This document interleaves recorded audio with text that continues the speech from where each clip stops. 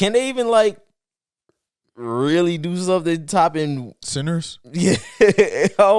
Like, I mean, yeah, I'm gonna never say never. Yeah, never say never. Speaking of Sinners, bro, you're right.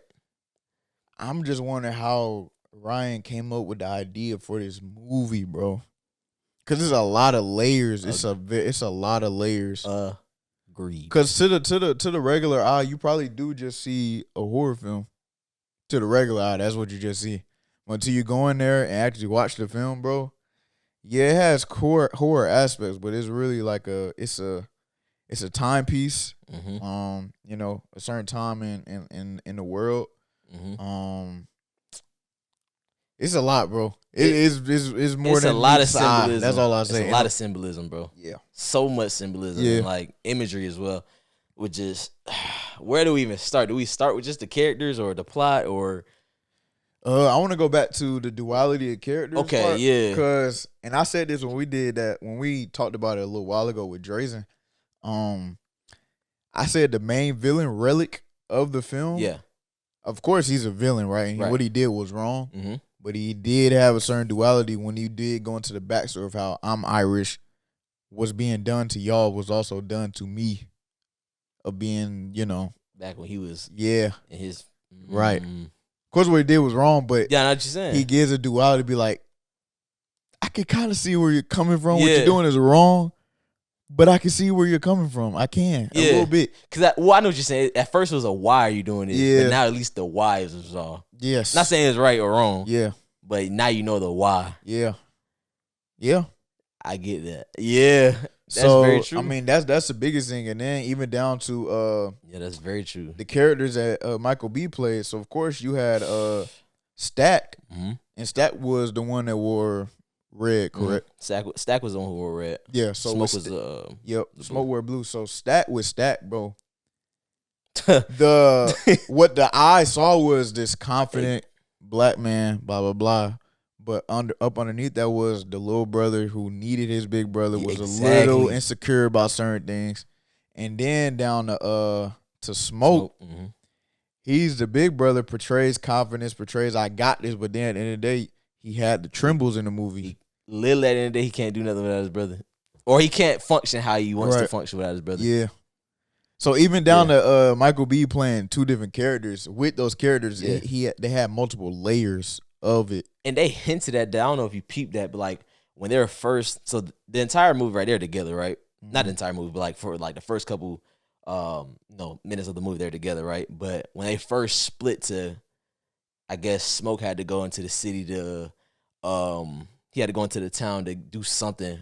No, he had to go back to his lady. Yeah, he went back to he went back to his lady. It got busy. Yeah, Stack went to the city with their little cousin. But before they did that, they kind of like looked at each other like, "Bro, you good?" Like that type of deal. Like yeah. And that's why they hugged each other up. Right. Like, I love you, bro. Yeah, it was that type of deal because they not used to that. Yeah, it kind of showed that in a way too. Like, all right, now they're about to be weaker when they're not together. When they're not together.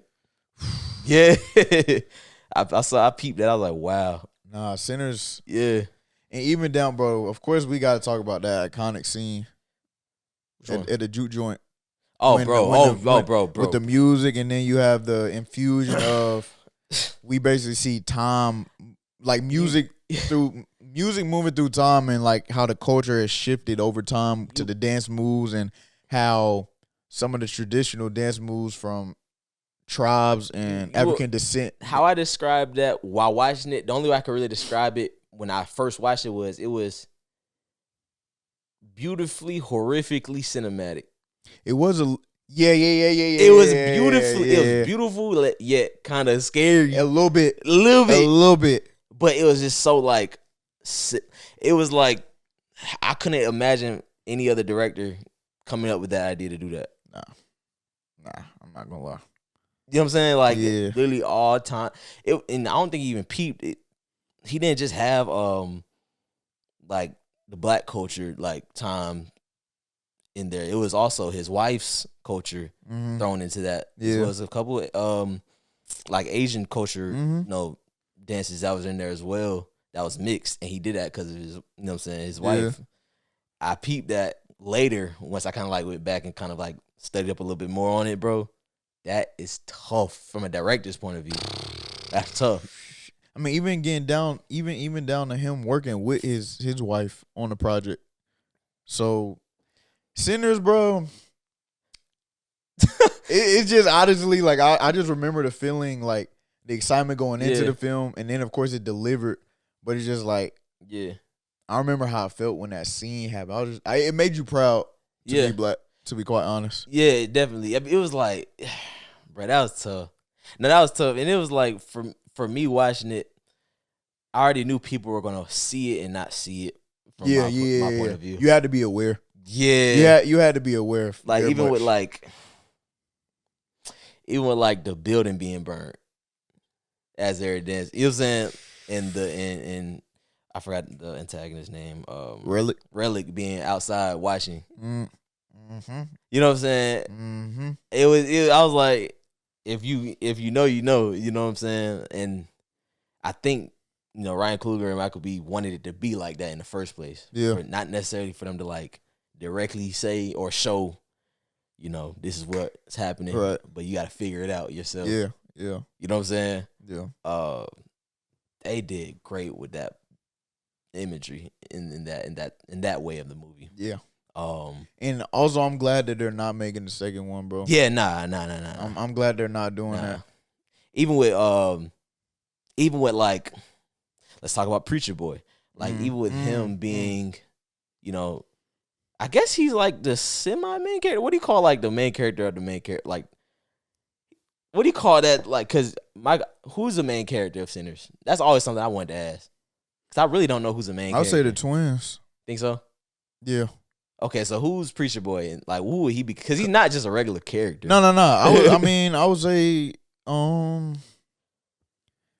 say, he's probably second in line, maybe behind Relic, to be honest, right. or Haley Steinfeld's character. Yeah, because in a way the storyline was around him. It was. I mean, literally the opening scene of the movie. But and that's what I wanted to get into. That's what I want to get into. That's what I want to get into with the image. If you know, you know. Is what I'm saying, bro. He's started off busting in the church, cooked. If y'all, this man had a broken, I guess a guitar, but it's like it was the old school guitar. I don't know the name at this point, people have seen it. The scene that we saw in the opening was basically showing us how the night went. Exactly, and then we went back. Because when it first, I'm like, "Oh, he's cooked. Yeah. What's going on, bro?" Yeah. And his dad, was a preacher saying, "You know what I'm saying? Come up here, bro. Let go of let it go." That type of deal. He couldn't let it go. And I'm like, what does this mean in the beginning? Yeah. But then obviously they fast forward into the movie. We seen what actually happened to get to that point. Right. And then finally the end of it all, he still didn't let the guitar go, which is another symbolism. Yeah. If you know, you know. Yeah. Yeah. For the greater, you know what I'm saying? For Yeah. to get deep, you know what I'm saying? Yeah. That type of deal. And, he later in the movie he grew up. Yeah. And he was older man still playing the guitar. Yep. Yada yada. Stacking his what's the girl's name that he was in love with? Her Haley Steinfeld's character's name was hold on, y'all. We gotta. Cause I ain't gonna lie, everybody, y'all, hey bro, y'all young as you, bro. Y'all need to chill out, bro. I see what y'all be doing on social media, bro. Mary, bro. Yeah. People be tweaking. I ain't gonna lie. She was a I believe the term is she was a mulatto, bro. Word? Yeah. She wasn't a regular white girl in the movie. Oh no. Yeah, no. I thought you talking about I think some other shit. But yeah. Yeah. No, but yeah, even later in the movie, Preacher Boy, he was confronted by them. Yeah. So it was like another imagery of like, if you know, you know. You can't, you choose. Yeah. That's what it's gonna be. You know what I'm saying? But it was a great movie. I think the Preacher Boy character was actually, the idea was from like actual somebody in real life who actually lived. Like I forgot. I believe so. Yeah, it was a blues player or something like that. Yeah, I believe so. Not to veer off from Michael B and Ryan, but I think my favorite character might have been Delta Slim. Basically, from the film, he was, bro. He was so funny, bro. He was so funny. Yeah, Now he was funny. That scene when it was at the train station, dog.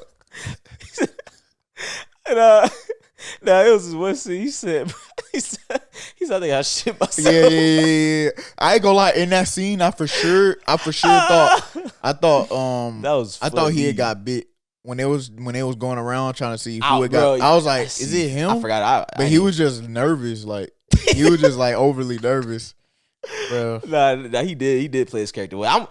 I'm glad that he was able to get like his flowers too, like in this like award season, I guess you could say. Yeah. Not necessarily saying like personal award, but like he at least got the spotlight on him at times. You know what I'm saying? Just because he played a great, like he played his role very, very well when it comes to just, because in the beginning of the movie, he was someone who actually turned down that life. Yeah. Like, you know, before Stack came and like recruited him to be like, hey, bro, like, come on, we got a juke. He wasn't trying to go for it. Yeah, he's like, man, I just want my drink and that's it, bro. He likes a drink, I'm good, bro. He said, I want my corn lick. Yeah. And then Stack was like, man, I'll give you about 12 of these. You come see. I gotta go back and rewatch that. But like, getting back with me, like that, bro. Not even to veer off everywhere, but like even the fact that Michael B. Played his version of Stack showed that, you know, he really was trying to do. He was the evil twin. You know what I'm saying? Like recruiting basically for a reason of his own. Yeah. You know what I'm saying? Rather than even down to, you know, Smoke, when they were him and Smoke were trying to like discuss like how they're having people pay for the drinks in the movie. They're like, Smoke was like, nah, bro, they got to pay whole. Like they got like Stack was trying to like give them like a, you know, like, you know, how some people like, I only got $1, and if it's $1.50, Smoke Stack was trying to be like, you know, nah, you got it, yada yada. But Smoke is more business. He's like, bro, no, this is a business. If we're gonna run a business, it's gonna be a business. They got to pay the whole whatever the price was. Right. You know what I'm saying? It's kind of like it showed away how Smoke and Stack, one was an evil twin or like a darker twin. Yeah. In their character, and one was more like, you know, just business and not like trying to manipulate or like do anything like that. Yeah. I don't know what else, bro. That I'm empty. But that was a good film, bro. That was a great film. It's gonna be one of them films where we look back in a couple of years and be like, man, that film probably will influence some films to come in the future. Yeah. I'll say that much. Why do you think it was called Sinners though? I never thought of that myself. Why do you? I never thought of that myself. Why do you think so? I gotta have a reason. I don't know. Maybe to just portray like even with the good and the bad characters in the film, and to be quite honest, not to go too deep, but we all are sinners. Yeah. But I don't even go too deep. But it's like, facts. In a way, not to go too deep on y'all, but like basically we all make mistakes. It's just like, how deep are you gonna go into that? Okay, I guess I can say this more for like our culture, bro. Yeah. It also portrayed how, in a way, they gave us, or how can I put it? They kind of created that bit. Certain cultures made it to where, I don't want to say sinning, but like the juke joint was a way for us to escape being enslaved, not enslaved, but like having a control from a different population over us. Yeah. And that was what I forgot in the beginning who even they showed in the end where they pulled up on the juke joint. It was a whole actual gang. Yeah, it was actually a setup though. Remember, it was really a slaughterhouse. Yeah. You know what I'm saying? It wasn't really an actual juke joint from the beginning. They sold it to them so they could slaughter them later. Yeah. Another thing that was crazy about that though, not the VR, but like the fact that it's crazy. The fact that I'm pretty sure like after the film, people was realizing that Stack and Mary was still in there. That's why Smoke sat out there and basically was like, I'm gonna give my life for this, for my brother. I didn't even peep that they still were in there, huh? Yeah. Crazy. Nah, that's because remember the scene when Smoke and Stack was fighting? Yeah. And we never seen what actually had happened. Yeah. You can't break a brother's bond, bro. You can't. He didn't. He couldn't kill him. He couldn't kill Smoke. Bro, you can't. Especially your twin, bro. You can't do that, bro. He couldn't do that. But that's just imagery in itself, bro. That goes to show, like, even even in the worst of dude, he even had love for like, you know what I'm saying? Like the worst of the guy, Yeah. still had love for someone he grew up like he had a bond with his whole life. It's just crazy. And then the scene with Smoke, and remember his girl had died, but you remember their baby had died. But then as he was passing on, he could see her basically in the spiritual realm with the kid. That was a powerful scene dope. too. That was a powerful scene. That was dope, bro. Like I said, Smoke was the one who kind of like did it more right. Not all the way right, but more right. Yeah. Than the one who did it all the way wrong. You know what I'm saying? Right. Yeah. But in a way, that's why it's called sinners, because they're all sinners. Nobody really did it right at all. Yeah. You know what I'm saying? Mm-hmm. It doesn't matter who had more morals in what they're doing. That's the biggest thing, bro. That's the biggest thing. But shout out Ryan Coogler, man.